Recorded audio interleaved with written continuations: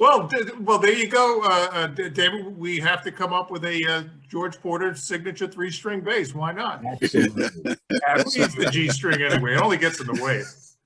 Well, I kind of like a G string, but there you go. There you go, you dirty old man, you. But going back 1965, the instrument was new, and David and I, David, will get into how we sort of break up the electric bass from the pre-Jocko years and the post-Jocko years. Now, obviously, you're in the pre-Jocko years. Who were some of the players you were listening to? Who were some of the guys that kind of inspired you? Well, to me, I listened to local musicians. It was I was very much into the local players. I mean, the guy who was indirectly or directly my bass mentor. His name was Benjamin Francis. He thought that the bass player that was on all those Earl King records, was the man. He thought that was that guy name was George French. And I so I tell people all the time is that I'm a student of George French by proxy, because the guy who taught me thought George French there was no other bass players on the planet. George French was the man. I got a question for you guys. Yeah. Back in 64, 65, wasn't there the MPEG bass? Oh, sure, the scroll bass. Yes. Yes. You see, I remember playing on that on one of those and it was sort of like it had a stick you could stick in the bottom on it and play it like this too. Right, the baby bass. But the problem with the Ampegs is the necks were terrible. Yeah. Not only were they giant, fat, you could use them for a baseball bat, but those basses never stayed in tune, which was great for Latin music because the horn players never stayed in tune. Yeah, I remember playing. So that was, to my knowledge, the two basses that my upbringing in my early years would have been that EBO, yeah, and that MPEG bass, and that and then in the case of the MPEG, because I knew about the MPEG before I got to own that jazz bass. Okay. Yeah, for I guess for us in New York, it was either the Beatle bass or the P bass. Oh yeah. Because my God, I was like 11 years old at the time. You watch it on Ed Sullivan, you go, Mom, I want one of those. One of those, yeah. It's weird because I'm left-handed, but I play bass right-handed. Yeah. Because that was the only one that they had for me. So yeah. So I remember when we went into we moved first of all when we left the Nightcap and moved on to Bourbon Street, that had to be like 65 or 60, late 65, early 66. I remember him telling me straight up right on, he said, man, you're gonna have to get a better bass, because he just didn't like that big red bass anyway. I had full strings on it, but he just had that brain thought about as a 3-string bass, and you got to get a bass that does things better than that bass, And I got my mom to we went to Werline's music store, and we bought a bass. It was called a Melody Plus. Okay. And it was shaped like one of those violin basses. And I'm thinking I'm probably saying the word wrong, but I'm thinking it was Melody Plus. And I played when we recorded Sophisticated Sissy and Sissy Strut and those first 4 songs, Here Come the Meter Man and Seahorn's Farm, was recorded on that bass, that bass. And so, so naturally, when you're listening to Sophisticated Sissy, the G string, when I hit that G, boom, boom, boom, boom, it was out of tune. Because that bass had a big problem with keeping the tune on the E string. The E string would just move, Yeah. So, Well, there were so many knockoffs of that violin-shaped bass. Every company yeah, was coming out with one, and they were short scale. And for me, you need some length to, yeah. catch Well, that. that Melody Plus was it was a long scale bass. I remember that having a long scale, and I liked it. It thought it had, because it had that hollow body sound, but electric hollow body bass, it was good. And so I remember I remember Art saying that, man. Leo told me this actually. He said, man, that bass that's out of tune all the time, man. You need to do something about that, And it had those, those tuning peg things, but the back on it was like enclosed. You couldn't get to them. So you change the whole thing and throw the whole thing away, or you can't repair it or something like that. And you could have told him that I'll get back to the fretless bass if you don't like the tuning on this one.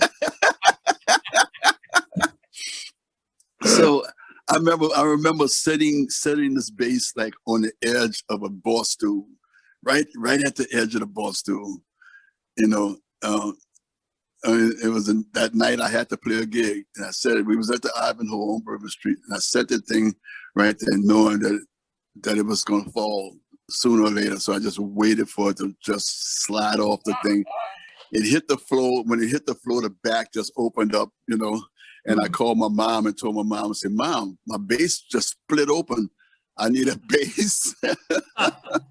And so she called Worldlines and told Worldlines, she had an account over at Worldlines. She just called Worldlines and told them that my son's coming over to grab a bass, So I went and bought the hollow body Gibson bass, that the one that looked like no, not the EBO.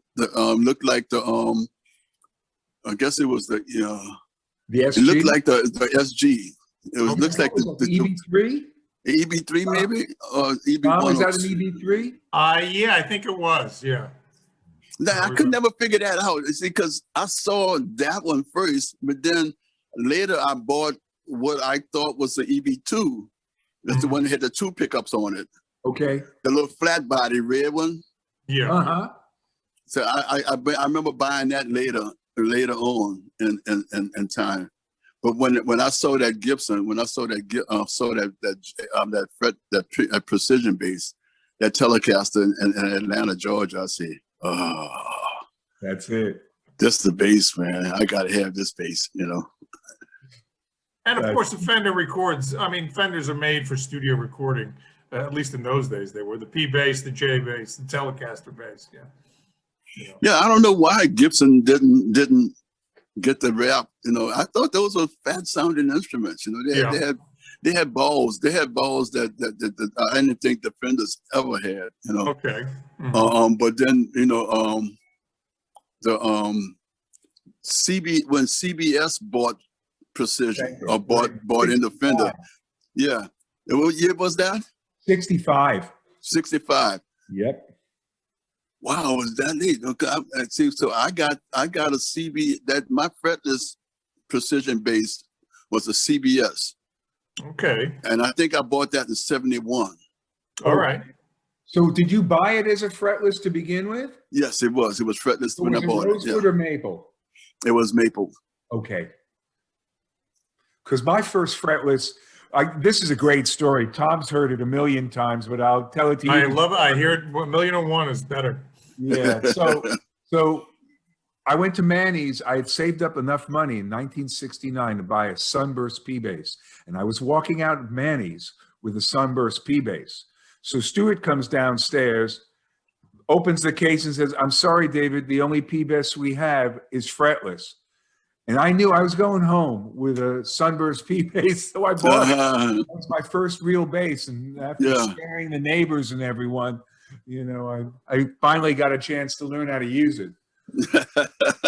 But I love those early P bass fretlesses. They were good instruments. I just never learned how to play it. It took me 30 years to learn how to play that instrument. And I mean, even Dave, 50 years later, I really don't, I took that neck about 10 years ago, and I bought a Warmith body but I bought a jazz body. Okay. And I put that precision neck on that jazz body, and had the guy take and even though he was blonde, and I had him, they painted it black, and they sanded it down like 10 times. They painted it, sanded, painted it, sanded, painted it, sanded, and until the man, it's like you can see like crystal sparkles like coming out of that wood. Oh, It's wow. beautiful instrument, and with that blind nickel on it. And use it more often. Yeah. I'm gonna show you one. Look at that. There he goes. I have my George Porter bass. Oh, wow. Yeah, that's beautiful. Yeah, I love it. Too many strings for me. Exactly. Well, you like this one? I just got this last Friday. Guy named Ken Bevensey built it for me. Oh my God! Isn't that a beautiful thing? Is it red or is that the light? Is it red? Yeah, it's crimson. It's a crimson oil that you know what? I'll send you pictures of what it looked like, the regular wood. And as he continued to, it's an oil-based stain. Yeah. And I kept seeing it, and I was going, "Oh, that looks great." And my wife Nancy was going, "Oh no, it needs to be darker." And, "Oh no, it needs to be darker." And then finally he got there. He says, "Yeah, it's right now." That's right now. Yeah. That's a jazz you got behind you. That's a precision there, huh? This is my George Porter bass. See, it's got a blonde neck. See this? All right, now David, look, it's got 4 strings on it. See that? I can't count to 4. And look, and these are called, David, these are called frets. Frets. Okay. And see you see the scars on this? That's the funk. That's where the funk comes from. But, yes, indeed. But speaking of funk, we talk, we mentioned Muscle Shoals, the great rhythm section. You talk about the Wrecking Crew with Carol Kay and Hal Blaine. You talk about some of the great jazz rhythm sections, Tony Williams, Ron Carter. You and Zig, what can you put into words the work that you've done? What makes your work special? What is the synergy between you two guys? I think it was a role that I decided to play with that band and the one thing that I learned from Alan Toussaint was that it's not what you play, it's what you don't play that's going to make this groove happen. And with that in mind, mostly more than with the Meters recordings, that first record, it was a busy Porter, and you can hear as he graduated. By the time we got to the Strutting record, which was the third one, my bass lines had gotten simpler and with more space. Right. And so my thoughts was that the closer I played to Zig's bass drum, okay, and the far away as I can get from his backbeat, then that's the zone that I want to be in. And so that was a concentrated effort on my part to just play with Zig rather than the other way around. I kind of like let him be the force of nature. Right. Yeah. And of course, one of the big records, one of the crossover records, at least first time I was introduced to New Orleans on AM radio was the record you made with Dr. John, Right Place, Wrong Time. Yeah, not my favorite, but it opened a lot of ears. Yeah. But I'll say it every day. I said it last night. Desert Tivoli Bonnaroo was a much better record. Yeah, that's a fabulous record. Yeah. But Right Place broke the doors up. I mean, for a white kid growing up in suburban America, I had never heard music like that. Yeah. Yeah, it was good. That was a good record, and it was good for Mac. It did well for us as a rhythm section Sure, as absolutely. you know, Put you on the as map. you know, people were started looking there and say, well, they called Alan to produce their records, provided that the meters could be the session players, you know, and that went, that worked for most of the sessions that Alan was doing back in. Did you ever have any idea that would be such a big hit? No. I didn't. I never looked at any of the music that we did as being big hits. You know what I'm saying? It was like I didn't go into. I don't know. I didn't go into the with the heart wide open, ready for to be punctured by something that's not making it well. Right. But then again, because of the fact that I was, probably very inebriated, and during that period of time, that it didn't care. It didn't matter to me whether it was a big record or not. It was just I was doing my job, and my job was to sound as good as I can, and to be a part of this rhythm section that I thought was amazing, and the support, the Art Neville, who I thought was like a wonderful singer, a wonderful underrated singer, Yes. that just didn't ever get to do that he was doing. That's where I just had a how you say, I lowballed my participation in that scene, and that scene throughout the 60s and throughout the 70s, the late 60s and 70s. I didn't start thinking about what my contributions meant to the music world or the industry until much later, until the young players of the 20th century started, saying, man, that's get George Porter to come in and do something, Well, it's interesting to see how you crossed over in the sense of like artists like David Byrne, who's decidedly, a newer generation. Tori Amos, you did work with her. Of course, you did stuff with Willie DeVille, and of course the great Robert Palmer. So you all of a sudden you became an in-demand session player. Yeah, it was, it got hairy, and that's what was kind of the thing that was instrumental. Part of the instrumental part of me getting sober is that the phone didn't ring as much, because people would. I had people tell me that they say, "Man, I'd love to call you, man. I just don't know which one of you going to show up," and that was that, and for a while, I didn't matter to me, It's like I had mailbox money, so I didn't care. You know what I'm saying? It was like, okay, bro, no problem, and then when I thought I actually blew it with my family, I thought I lost my wife and child, because of just not being on time for them to go to church on that Sunday morning.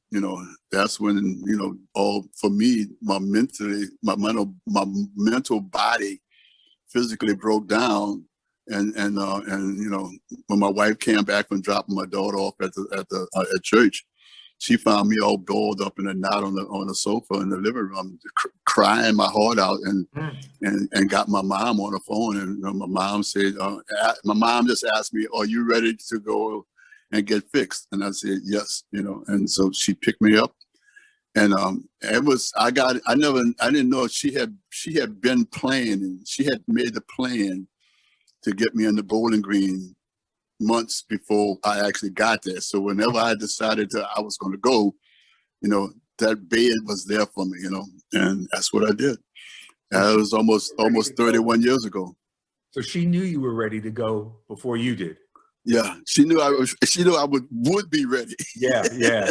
But that's nice too, that she had the faith that, at a low point as it was, but she had the faith to know that at some point you go, hey, I got to stop this. Yeah. So that's very cool though. Yeah, when you look at it that way. Yeah. And of course now we're talking, here we are in the 21st century with YouTube, and you're able to appreciate your legacy. I think one of the most popular video genres on YouTube is how to play the riff in Sissy Strut. I don't know. Well, actually, it's how to play it wrong, because most everybody plays it wrong. Yeah, that was funny. That was funny. It caught me on a bad day. You know, I just said, wait, I gotta stop this. I gotta stop this.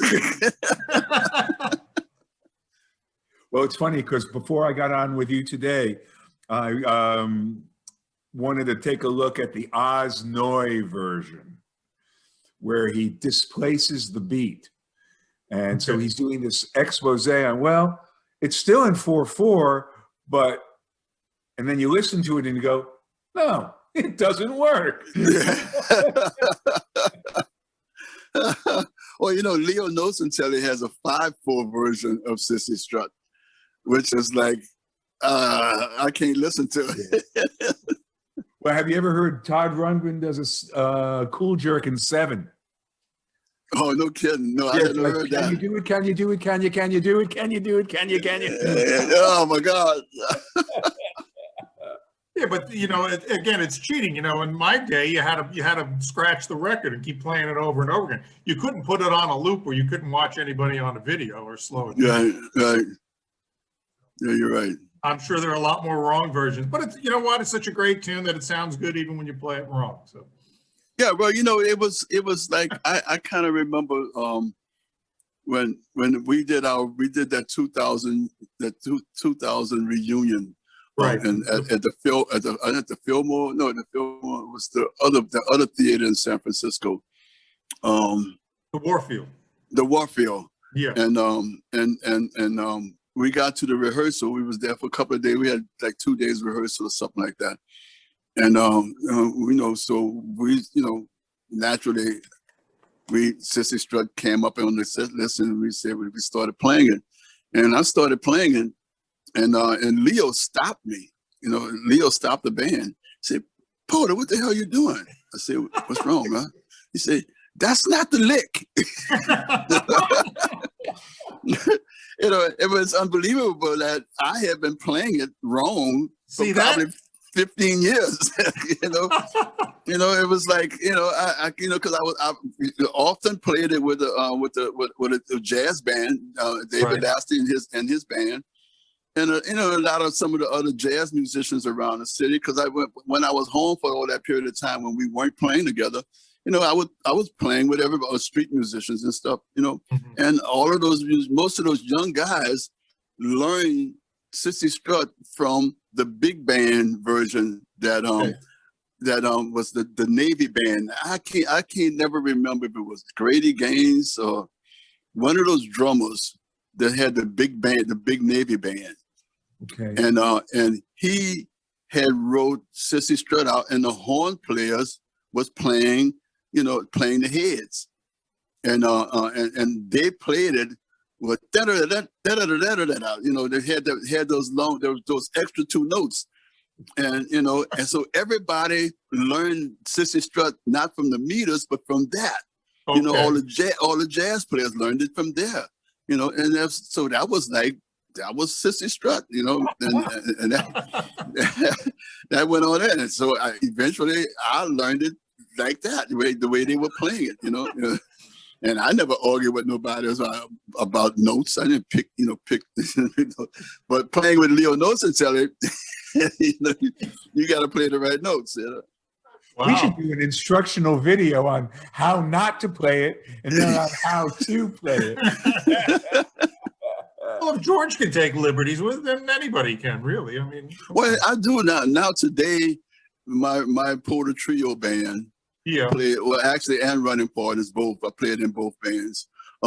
Plays Sissy Strut. It's a 12-bar blues now, and it's and you know, it's called Sissy Got the Blues. They figure after 50 years, Sissy got a blues. I mean, she got a right to be bluesy. And tired of strutting, I guess. Tired of strutting. And you know, so like I played the second lick on a 1 and a 4 chord, and the first lick on a 5 and a 4 chord. Okay. Yeah. That's very cool. No, but we should do a video. Just, you know, okay, this is how it's done. You know, for all you folks out there who think you're playing it properly. Really how it's done. And what is your reaction when you see all the stuff online on YouTube, you know, tributing the Meters and referencing them all the time, you know, gosh, 50 years after you made those records? Well, I mean, you know, I'm very honored and humbled by the fact that you know, that some of the music, and there's another thing that was what I like about what I'm hearing is that a lot of times it's not those traditional songs that, you know, that the band always kind of leaned on. Whenever the band got the opportunity to play together, you know, we would always lean at that same 15 to 17 songs, you know, and you know, and it was always be dictated to me as that's what the fans want. Right. You know, and I would say, no, bro, the fans want to hear you play, you know. But you really would be excited if you can just if the Meters was to take and say, we're gonna do 6 shows, and each one of those shows, or maybe just 3 shows, and we'll do the 2 albums on each show. Yeah. Note for note. Yeah. You know, in the order they were done. And I said, we will sell out 6 shows right off the top of the bat, you know. But nobody gonna come and think they're gonna see the same show they saw yesterday. Right. You know, they won't bite. Yeah. Well, that's a popular format with artists doing their albums in their entirety. And then you also have to take one of the great advantages of digital distribution is now at my fingertips, I have everything you ever recorded. So there is a desire to hear that stuff live. Right. And some of it is free. Oh yeah. Well, unfortunately, I mean, I guess for you guys, I mean, obviously streaming does not bring in the revenues record royalties did, but then artists got ripped off when there was records anyway. So right, exactly. I mean, you know, it was almost 30 years before I made any money off of royalties off of the recordings that we did for those record labels. Mostly because the manager, our then manager, although the record labels had forgiven those advances, you know, against the recordings of those projects, that manager, you know, kept charging us for those things. You know, that kept saying that he was getting paid twice, you know. Right, yeah. So that was good, but it wasn't until we actually got I think at that time it was Bug Music, bought our catalog, you know, and fucking, well, maybe I'm sorry. It's the internet. It's fine. You know, probably 7 months later, you know, we start seeing royalty checks and say, "Whoa, what is this from?" You know, as I remember calling David Hirschman and say, "Man, what is this? You know, why are we getting a royalty check? You know, I thought we still owed Warner Brothers big money. You know, you know." And he said, "No, man, Warner Brothers forgave that stuff back in '78." You know, and said, "Yeah, man, your guy, and I'm not gonna call his name, but he was just taking us for all that money. You know, he was just taking us for all our income." You think nowadays, I mean, obviously I like to say it's the best of times, it's the worst of time. Now as an artist, you really have control over your music. You can distribute it directly to your fans and of course your merch, you know, and it seems like the music industry is headed back to just, you have to deliver live, you have to put on a show, and you have to, you know, that's where you're going to make your money. Absolutely. I believe that, I believe that the performance is still, you know, the best way to earn income, as well as, man, people want to, you know, people really want to hear you play this stuff, you know. Right. I mean, that's the reason why the Can't Beat the Funk was recorded, because, you know, people were asking for those songs, and you know, and nobody was playing them, you know. Right. It's, you know, And so after Running Partners put out that record, I started hearing other bands playing some of those songs, and and even after I put that record out, it was still very hard for me to get any of the meter inclinations to play those songs. Right. I mean, it was like, oh well, man, the song don't go nowhere, sorry, sir, but the song is 53 years old and is still being asked for. The song has come a long ways, But that's just the way the minds of some of us, have outgrown. Some of us has outgrown the music that we played when we were kids. I kind of think that I've not outgrown it. I've grown, but I still lean back and reach for some of that stuff. Reach for some of the simplicity of that original music. Well, you certainly embellish it on "Can't Beat the Funk." I mean, it's a 21st century version of those songs.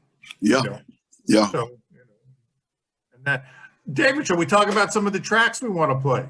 Yes, indeed. We have a nice listing of tunes. It's hard to pick. It's hard to pick tracks. I was thinking well, we were talking about Sissy Strut. We'll play that, but we could also play some of the wrong versions too. Like John Schofield, not to mention names. Just as a thought. See, it's internet radio. I can get away with being myself. Yeah. There's one tune that, Tom, you didn't pick that I think we should play. People Say. Okay. All right. Rejuvenation. Okay. That fits the timing that we are in today. Yeah, that's what I think. And it's such a great groove, We also, we're going to do a David Byrne song. We're going to do a Tori Amos tune. Robert Palmer, one of my favorite records from the Sneak and Sally record, Sail and Choose. That's interesting that a British pop singer would choose the meters to back him up on a record.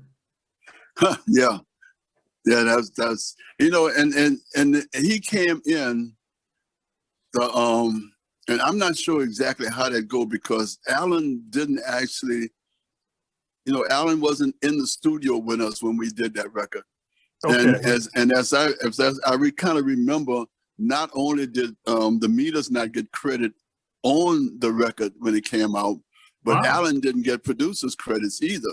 So I'm thinking that Robert actually came in to New Orleans, express reasons to be recording with the meters, and not get produced by Alan through the meter. The meters getting meters through Alan Toussaint, because he came down a second time after he had put out that first record. And he came in and he, we basically sat on our hands and said, so what you want us to play? Okay. Because, we wrote, basically the meters wrote that Robert Palmer record, the tracks that we recorded, everybody, we basically, it was our bass lines, our guitar riffs, all he gave us was the chord changes. I see. Yeah, which was right. That's in a lot of rock situations. That's how it is. And the guys and the meter, you deserve writing credits. You deserve production credits on those records. Well, we definitely deserve we're not necessarily writers, but we definitely deserve just credits saying that they were the band. We didn't get that either. Well, it's funny though, because Tommy was saying about, and I'm glad you brought it up about the Robert Palmer record, because in its own way, the Joe Cocker album Stingray was done by Stuff. And don't you find it kind of interesting that both of those were done right around the same time? Oh, wow.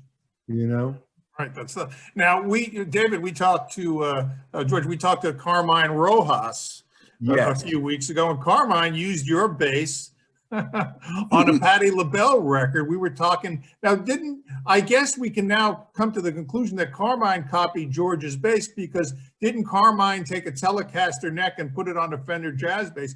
You guys both played on a Patti LaBelle record. I think the track. No, actually, it was a LaBelle record. Oh, it was a LaBelle record. It was Okay, a full band. Yeah. Yeah, well, I did the first record, the Lady Marmalade, and then I think Leo Nelson and myself played with the LA sessions on the not San Francisco sessions with David Rubinson produced the second record. Okay. I don't know so Carmen, which record did he play on? Well, a Phoenix record in record? New Orleans, though. So that was down in your hometown. I'm not quite sure which one. So then there might have been some sex parts of that record. I don't know. I don't remember if we played the whole. I think we played the majority of that record. I don't believe that that we didn't play all of the records. And then again, we in the age. Then we were in the age of replacing people. So my parts could have easily been removed. Okay, well, it's interesting too, because Carmine was saying that Alan had mentioned to him to play less. And he said it was a very instructive play less, not just, hey kid, play less, Yeah. Okay, I think that record where he used your bass was Pressure Cooking, I think. Okay, I see, yeah. All right, I see Carmine on there. I don't see your credits on there. And then I think there was Nightbirds was another one that you guys had played on. Let's see. Yep, there's George Porter on that record, Nightbirds. And then I think there was one more. Phoenix was the one. Phoenix was the second one, I think. Yeah, that would have been it then, because it was the second record from what I remember. All right, so that's the one where Carmen used George's bass on that, okay? Because I see George on a couple of tracks and I see Carmen on a couple of tracks. Okay. All right. So that session was done in California. Okay, all right. We investigative reporters, we have to get to the bottom of that. But yes, so I guess they ordered Carmen to play more like George than on those tracks. To play like Exactly. George, I think Carmen was in his Chuck Rainey fixation there. And dial it back, play it like George. You know, it's one song, we picked one song, or actually Tom picked this tune. It's a great tune you did on a Robbie Robertson record called Go Back to the Woods. Go Back to Your Woods. Yeah, that was a good record. Yeah, I like that song. Yeah. Great track. And we're going to do It Do Me Good by Willie DeVille. Wow, cool. Yeah, what else? Well, Cornflake Girl is what we're going to do. That was a big hit. Yeah. Tori. And I was shocked to see your credits on, that was at the height of the alternative rock era and all the grunge music. And then all of a sudden, Tori did this funky record with you. That was good. I working with Tori. She had a unique way of recording, and when we did that third album, I had been mentioning to her, that she should bring, me and the drummer in to the track with her, just so we can play off of each other. And so what we play influences how she approaches things. Sure. And previous two records, we were brought in after she had already laid her tracks totally down. So you just overdubbed, yeah. And we just basically overdubbed to click tracks. And so on the parts of some of the songs, her tempos went up and down, because that's the way she felt them. She felt them that way. Yeah. And so we would click track to this section of the song, and then they'll stop us, and then they'll give us the new section, and we'll click track to that one, And I said, those work. When you listen to it all down, it all sound, how you say, it sound humanly going all the way through. But it was not, it sounded to me I guess that's all because I knew it, but it sounded, like this was all punched in, Right, of course, yeah. But when we did the third record, and I think one of those things we did, I think on the third record, till the chicken, I think something about the chicken comes in, or till right, yeah. Yeah, and we recorded that with an acoustic bass sitting on the steps, and she was sitting by the piano, and and she played the piano. It was just the two of us, and I think it was Kashi, Kashi, drummer. Can't think of his name, but he's like one of those. Manu Chao. Yeah. Great drummer. He came in and replaced all of the drum parts to the drums that was there before. Because the guy who started the session, ended up talking his way out of the session. I gotta tell you, there's a track on YouTube with Manu playing his drums in the Alps. Oh wow! Just outside in the Alps. Just outside in the Alps. It's beautiful, beautiful. And he's an interesting songwriter himself. He's done a few records on ECM, so it's got that ambient, ethereal kind of thing. But very cool stuff. Very cool stuff. A little bit different. Also, what was it like working with David Byrne? I just find that to be an interesting combination. I was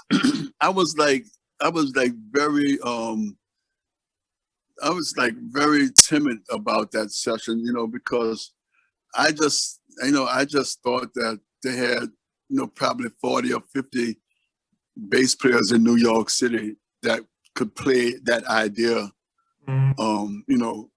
Without thinking about it, that I had to think about to play this stuff.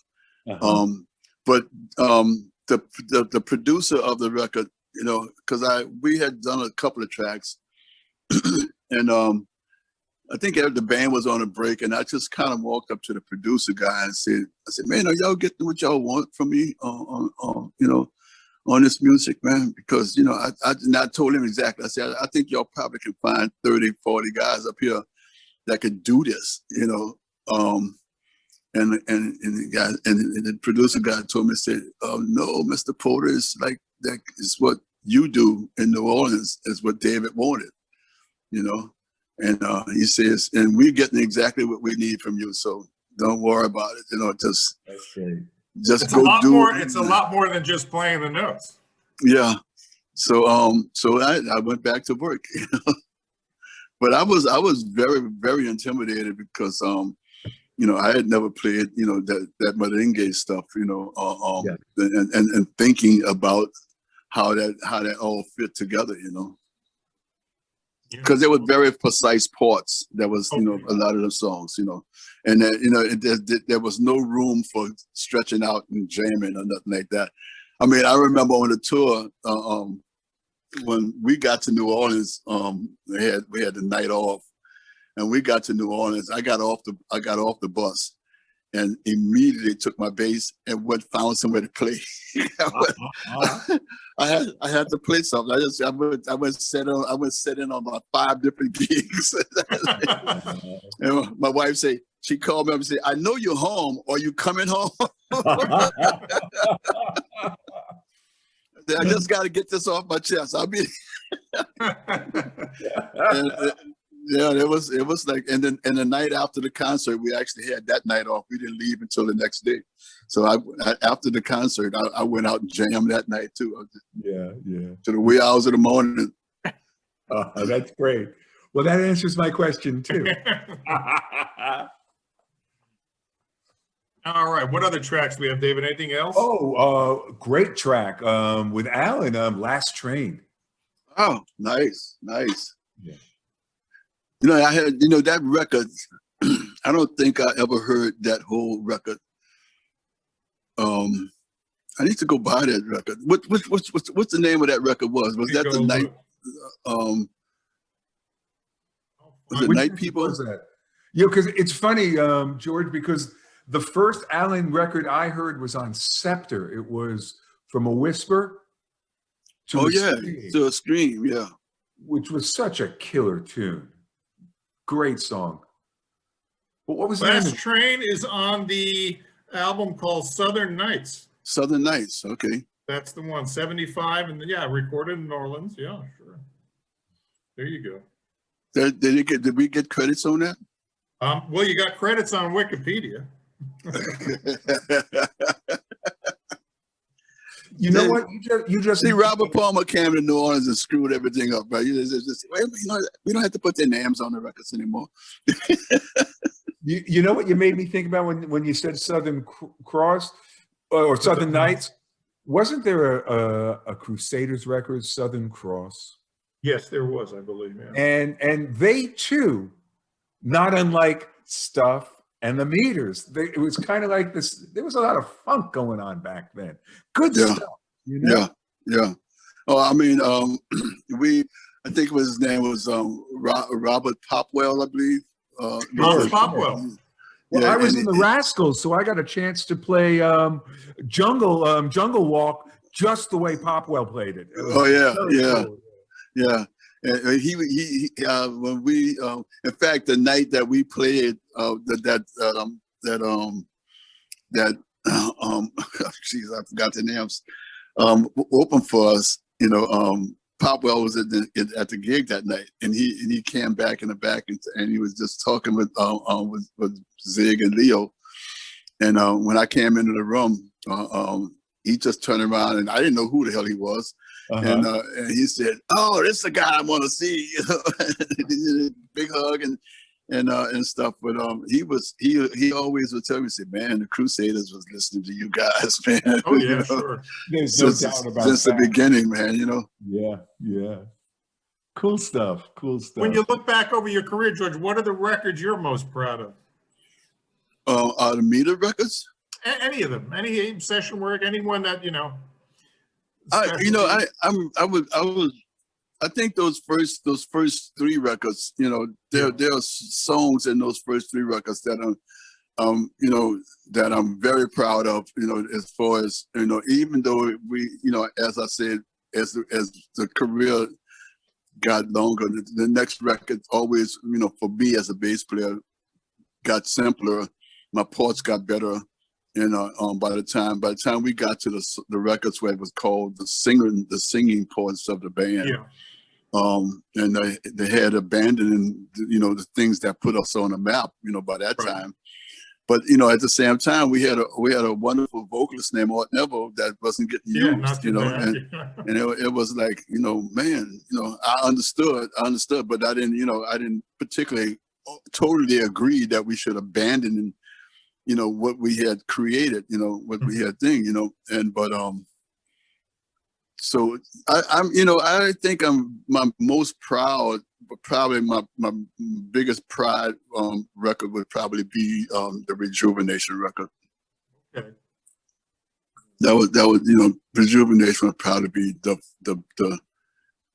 proudest. I mean, I think that was like a piece of a work of art. I mean, Leo and Zig worked really hard because that was like the first and only record that we as a band, well, not we as a band, but Leo and Zig as members of the band stayed with the record until it was mastered.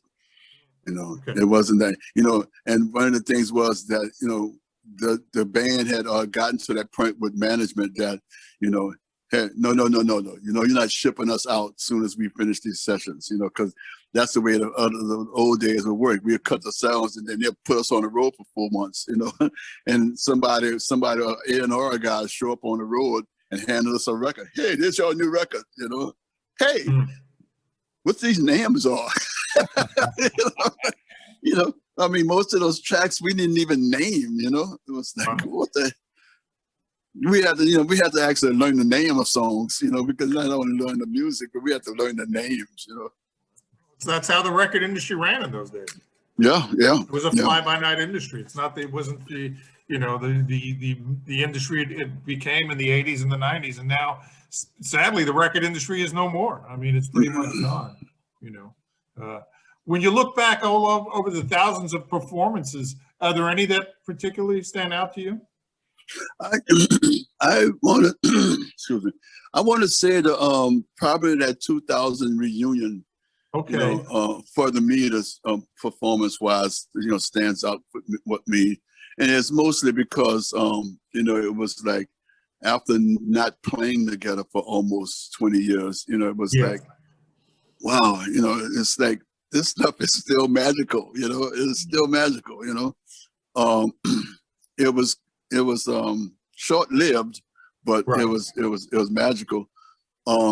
Then the next time we did the reunion for after the Katrina hit, for the New Orleans Jazz and Heritage Festival. Once again, they had that spark, you know, that was, you know, that you know, Everett Quinn Davis, the coordinator for the Jazz Festival, he was ready to invest some money in putting the band, you know, out there and doing some other shows and stuff like that. And we couldn't get out of the dressing rooms fast enough.